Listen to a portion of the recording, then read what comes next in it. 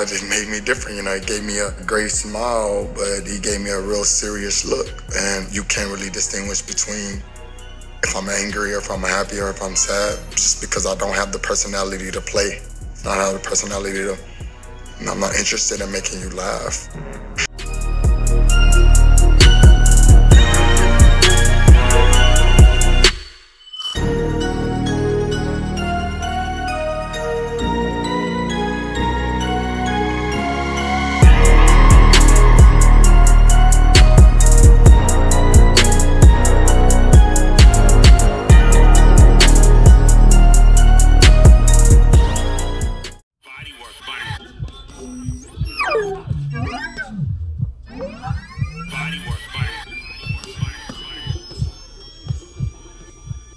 Welcome to BodyWork. Welcome back. It's Michael Rogers. Welcome to BodyWorkBoxing. Man, I want to talk about Jermell Charlo. I think a lot of people are forgetting that Jermell Charlo is a major player in the division. And right now we're in the Terrence Bud Crawford era. He stepped his foot up. He actually was able to take a belt in his first fight up, and everybody's looking at him like he's the man at 154. With him being number one pound for pound, rightfully so. You know, the praises, you know, the analysis that are given, everything is pointing to Terrence Bud Crawford as being number one, and you can reason that maybe he is number one at 154 pounds.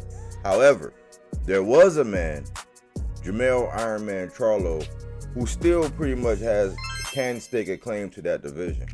And whether you come back at 154 in campaign, we don't know. Got an article that we're going to get into that the Zone dropped, according to Stephen Espinoza and some of his thoughts. But I kind of wanted to remind everybody what was actually going on at 154 and actually put out some things that might have you using your thinking caps and help you when you're analyzing the state and the landscape of 154 pound division. 154 pound division is much like the 140 division, the one that I call the row, in which I believe that on any given night, depending on the matchups, it can go down. There are no foregone conclusions. We just recently seen Virgil Ortiz and Bohachuk. We've seen Terrence Crawford and Israel Madrimov. And we've also seen when Jermell Charlo had the reins prior to a year ago, when he jumped up for that payday with Canelo Alvarez, when he went up to 68 for his bag, his big check. And a lot of people allowed that performance that he had, that lackluster performance that he had against Jermell Charlo, to overshadow everything that the man was able to do at 154 pound division. And I want to remind everybody that Jermell Charlo actually cleaned out the 154 pound division. He became undisputed, and a lot of people don't put respect on his name. Everybody's saying that this guy is next up, that guy is next up, you know, and it also will kind of make someone believe that any onlookers or anybody that's been paying attention and following would throw shade at anybody else claiming stake or having a major stake and claim in the landscape of 154 pounds outside of Jermell Charlo. We're talking about names like Tim Tszyu, names like Fundora. When all actuality, Tim Tszyu was up next to fight Jermell, and for whatever reason, it didn't happen. I think Jermell wasn't going to let anything to get in front of him ahead of his Canelo Alvarez payday. So he had a loose end on the tail end, but this was already after Jermell Charlo went by. He had his wars with Tony Harrison, where he lost and then came back to stop that guy.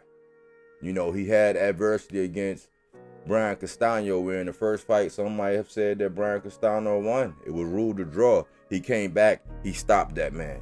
He had Jason Rosario, he stopped that guy. He had Lubin, he stopped that guy early on. Now Lubin wants to come full circle and get it on again, which I think is a very good fight. I just think that a lot of people are not really giving Jermell Charlo the credence. They cannot separate him in the ties that he has from his twin brother, which is a lifelong thing that he's always going to either, you know, suffer the praise or the detraction of anything that his brother might do. And vice versa for him and his brother. Whenever he do something, his brother will have to take the backlash as well. But that man cleared out 154 division, very formidable a true 154 pounder. Not sure if he's going to go to 160 or, Stephen is basically saying he's not going to go back up to 68.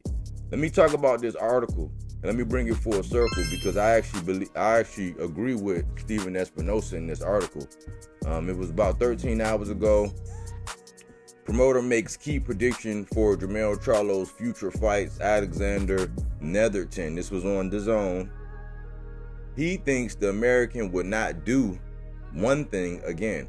Promoter Stephen Espinoza believes it is unlikely that Jermell Charlo will fight at super middleweight again anytime soon. Charlo fought Canelo Alvarez last year, with the American moving up the weight classes for one of the biggest names in boxing. Canelo will next fight on September 14th against Edgar Berlanga. While many boxers offer to move up or down the divisions in pursuit of the lucrative clash with the Mexican, Espinoza believed that Charlo is likely to move down to middleweight or junior middleweight, where he is more comfortable. I've stayed in touch with them, Espinoza told Boxing Scene regarding the twins, Jermell and Jamal. I saw Jermell at the Tank fight and he's ready to go, and I know he's motivated. He's disappointed in his performance against Canelo, as everyone else was, and he's definitely out to prove that was a fluke. He's as motivated and anxious to get back in there as ever, and there's a lot of activity available for him. There's a lot of good fights available for him at 54 or 60, wherever he decides. I don't think you'll see him at 68, where he fought Canelo again. He got a lot of mileage left. You've never seen Jermell take a significant amount of punishment. He's still athletic, and I think the sport is better when he and his brother are active. And salute to Stephen Espinoza, man, standing in the gap for those who might have left us on red. It's one thing, I find it a lot, man, with some of my favorite fighters, man. Here lately, a lot of my guys been taking L's.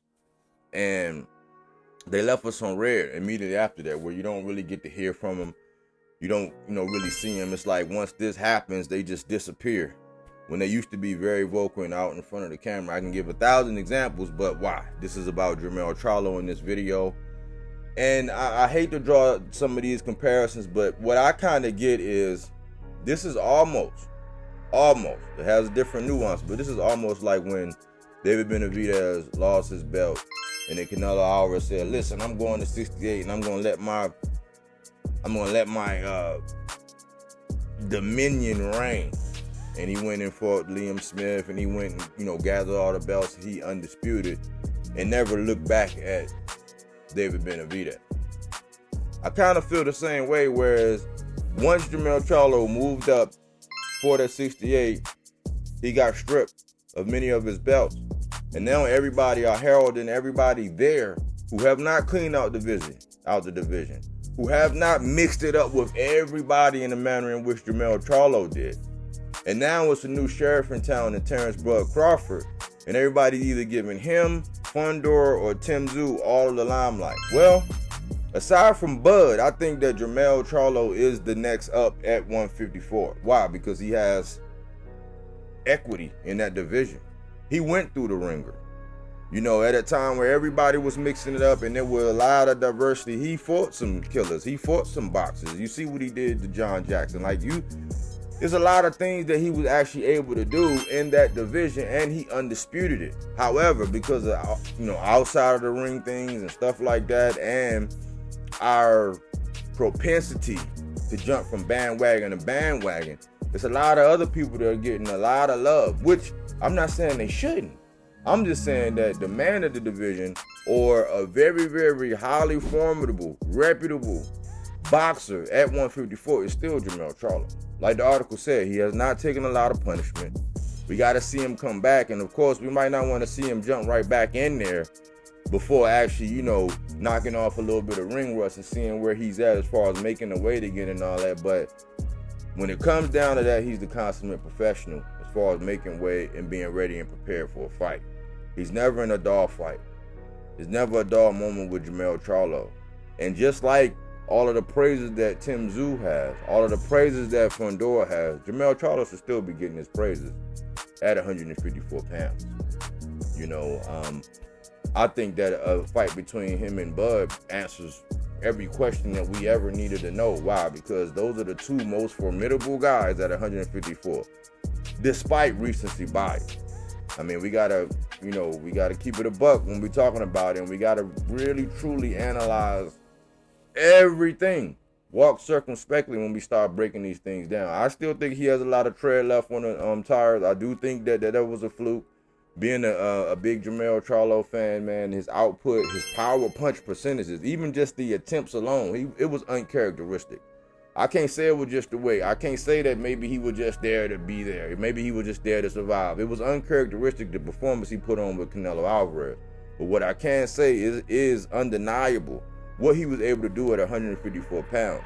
So if he reinserts himself back into that division, I think that he's going to still be a very formidable opponent at 154 pounds. What do you think? I'm waiting for the return. I think some of the young guys, they're getting their praises. They're getting their just dues. They're getting their salutes. But we can't forget about Jermell Charlo, so I look forward to it. He left us on red, and apparently he's back. And according to Stephen Espinoza, he's still good. He's still excited.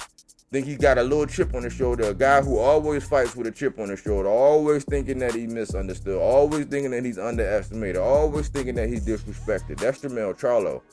And the kind of personality, the rah-rahness that he displays, he's one of them guys that puts that on inside the ring. And more than likely or not, you're not surviving Jermell Charlo when he's on his A game in his division, which is 154 pounds. Let me know what you think in the comment section. Talk to me, I'll talk back. Remember, this is fact-based content. Them fruits and veggies, not that Reggie. Anyways, thanks for tuning in here at BodyWorkBoxing. But we don't take things for face value. We do that body work.